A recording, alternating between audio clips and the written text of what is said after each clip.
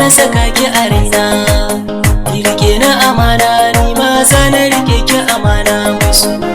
Ka sani a ranka, ni ma za na saka ka a raina, ka rike na amana, ni ma za na rike ka amana mai suna.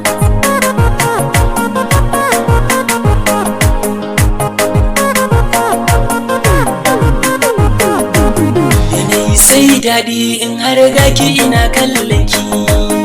Kice nazari na da lafazin ki yake sani shauki, ni ba ni da zance wanda ya zarce kiran sunan ki. Dukan nazari na bai wuce burin in aure ki, isa na aranki da in zama sarki. Takun mu da tsari dole akan mu a ce mu ne jigon tafiya.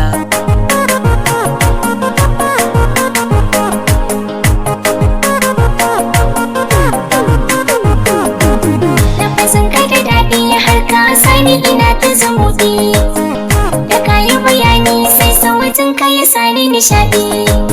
Kai din na daban ne ba ni bari wata ta mini kauɗi, ko da wani yayo so ka kan ka zama sarki. Da sa ka a raina to ka zama sarki, mu ne mai sa'a dole mu da kalki wani sarki Allah. Ki sana a ranki, ni ma za na saka ki a raina, rike na amana, ni ma za na rike ki amana mai suna.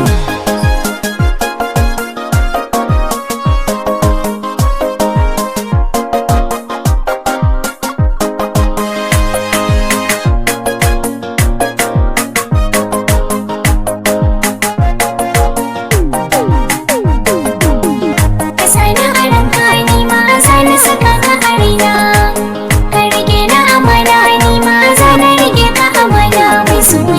Shi su da amana yarda ne tushen asalinsa, suma da madaci babu haɗe ni ban kula kaska.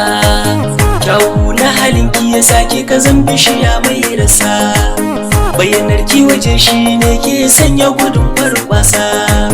Sakina ajini na, kina kirjina, mu tare mu tarwatsa duk makiya domin su zama su ne a ƙasa.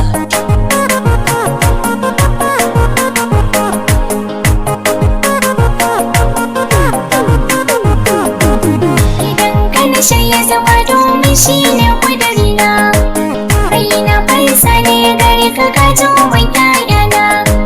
Suna na sarauta wanka ya dace ni a wajena, kore ya yi zafi kallon kake sanya ya raina. Da an ƙi da an so muna nan tare, don ka zama ni ne na zama kai masha sha'anin kai na soyayya. Ki sana a ranki, ni ma za na saka ki a raina.